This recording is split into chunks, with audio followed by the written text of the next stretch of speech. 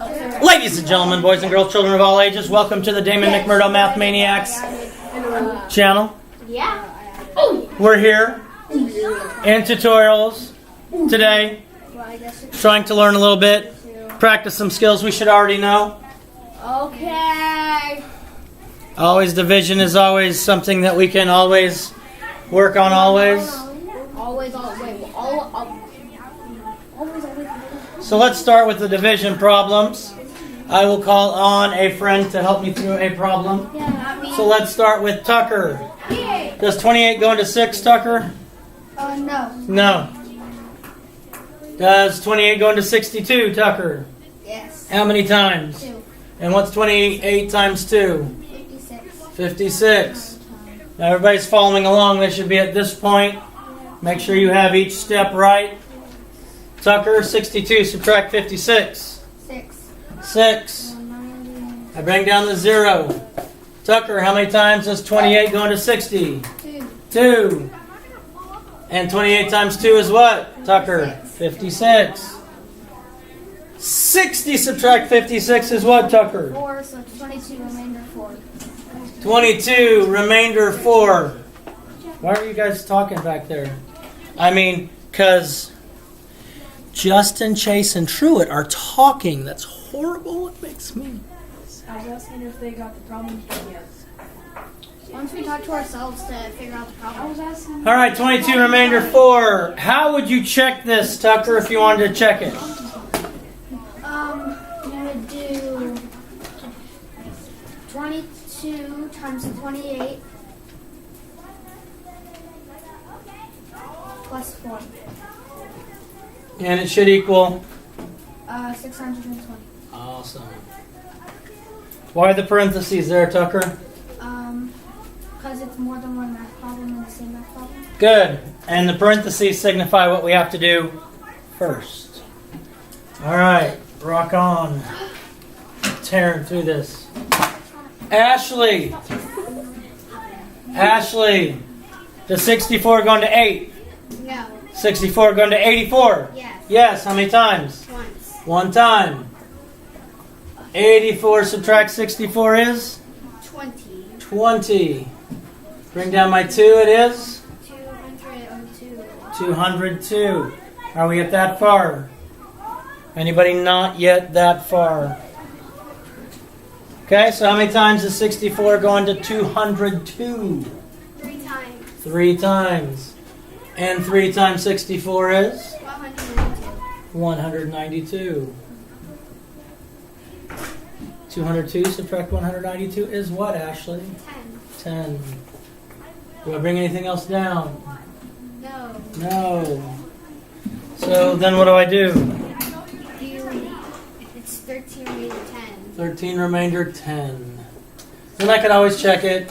13 times 64 plus 10. And if I did everything right, it should equal 842. Yes, ma'am. I don't know, maybe. 13 remainder 10. Okay, yeah. Oh, I got 130. Did you check it?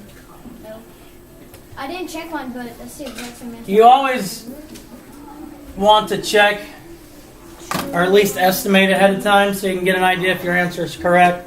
But I would check it. I mean, I only gave you 3 of these division ones, so they're not too difficult. Can I have the next one? Bea, Yeah. help me with the next one. Does 53 go into 2? No. Does 53 go into 23? No. No. Okay, does 53 go into 234? Yeah.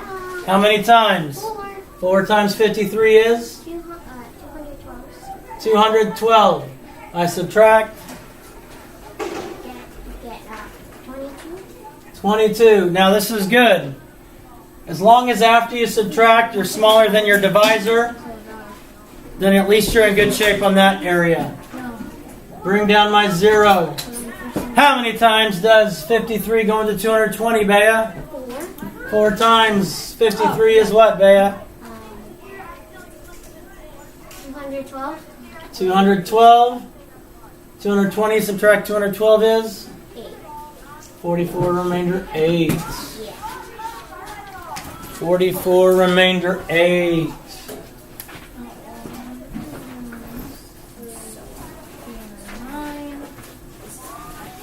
I finished all the ones. Awesome. I'll be done in 2 minutes. Awesome. Truett. Sir? 3 and 1900ths times 1 equals. I didn't get quite far. Okay, but just stop and think about it. 3 and 1900ths times 1 equals. 3, 19. Good, 3 and 1900ths. If I multiply something by 1, it stays the same. Yeah. Oh, Mia. 3 and 1900ths times 10. You don't even have to do any math. If I'm multiplying by tens, hundreds, thousands, it's just moving the decimal point. So let me ask you this. What's 7 times 10? 70. My decimal point's here. I move it to the right one place. That becomes 70. So it's 3 and 1900ths times 10. Sit down. I move the decimal point. Which direction? 31 and 9/10. Good. Should have gotten 31 and 9/10. 31 and 900. What are we doing after this one? I don't know. Oh, we're doing also. Janelle. Yeah. 3 and 1900ths times 100. With that, 319. 319. My decimal point goes to the right 2 places. Good. 1, 2. So the decimal point's now here. That's cool. Chase S. 3 and 1900ths times 1,000.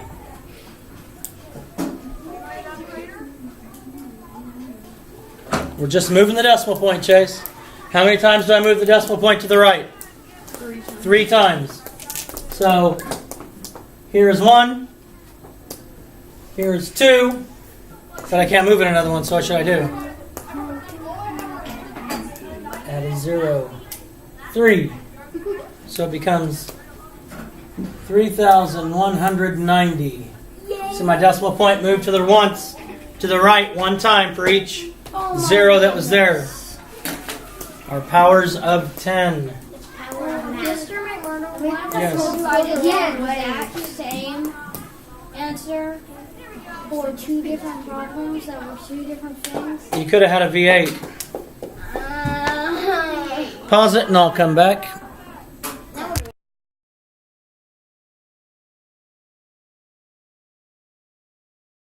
Alright, multiplying with decimals. The first thing it asks us to do is to rewrite it ignoring the decimal points. Yep. I don't do that. Yep. See. I don't. I just. Well, because the reason I say that is because sometimes people get confused when they put the decimal point in the problem and it makes them all cattywampus, and cattywampus isn't good. No. Cattywampus. My cat. Ashley, you'll help me through this. Ashley, 3 times 5 is 15. Good job. And my 5 carry my 1. 3 times 4 is 12. plus 1, 13. 13. And my 3 carry my 1. 3 times 1. 3. 4. Ashley, how many numbers are behind the decimal point in the problem? 2. 2. 1, 2. There have to be 2 behind it in the answer.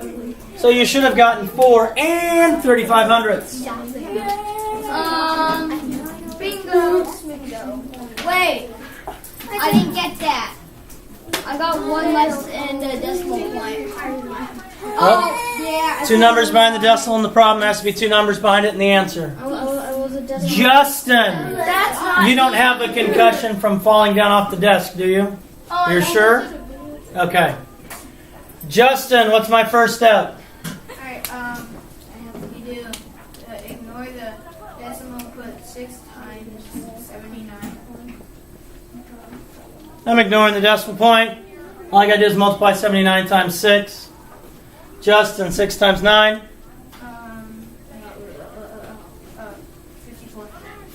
Good. 6 times 7. 42. Plus 5. 47. How many numbers behind the decimal point in the problem? 1. Nope. How many numbers? 2. 1, 2. 2 behind it in the answer. My turn now. Wait. Can I do one? This is easy. 74. Bea, is my answer here? What? Is my answer here going to be less than or greater than 1? Less than. Less than. I'm multiplying less than 1 times less than 1. It's pretty easy. 9 times 8, which is 72. And then there's 2 behind the decimal. So the decimal point of the 7. Good. 72 hundredths. Yeah. Let's pause. We got a couple more.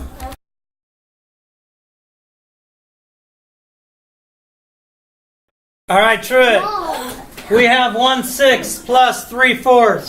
Truett, can we add those two fractions like they're currently written? Yes. Okay, so how do I do it?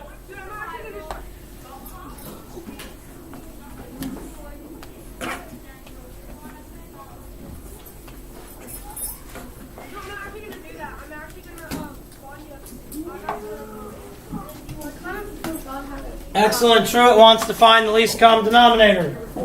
Yeah. Give me just a second. Truett wants to find the least common denominator for 6 and 4. So give me the multiples of 6, Truett. 12, 18, 24, All right, let's stop. Give me the multiples of 4. 8. We got Oh, very good. oh, there. And we change these so they both have a denominator of 12. Why do you keep following him around, Justin? I don't care. It's your time, not mine. Okay, Truett, what do I do next? Then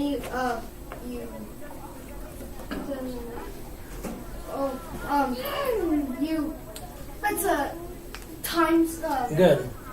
I need to multiply, so I have a denominator of 12. So what do I multiply by here? 6 times what is 12? 2. 2. So I multiply these both by 2. What's my numerator? What do I multiply by here? 3. Okay. What's my numerator? 6. Nope. 9.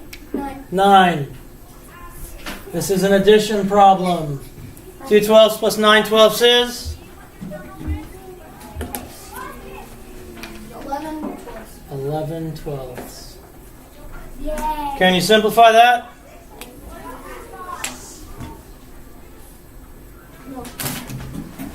Okay, good. Tucker, give that back.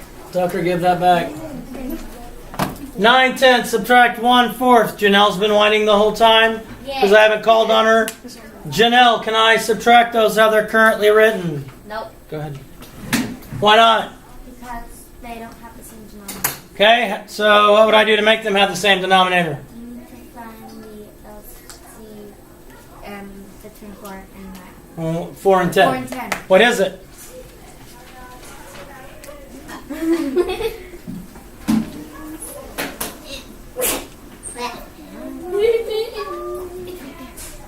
It's 20. It is 20. It is 20. What would I multiply here, Janelle? 9 and times 10. No. What did I multiply to get 20? 2. 2. So 9 times 2 is? 9 times 2 is 18. What would I multiply by here? 5. 5.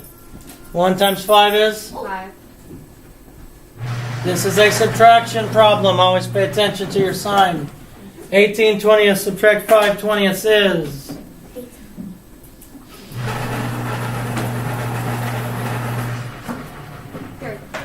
13. 13 20ths. Can it be simplified? No. No, you are correct.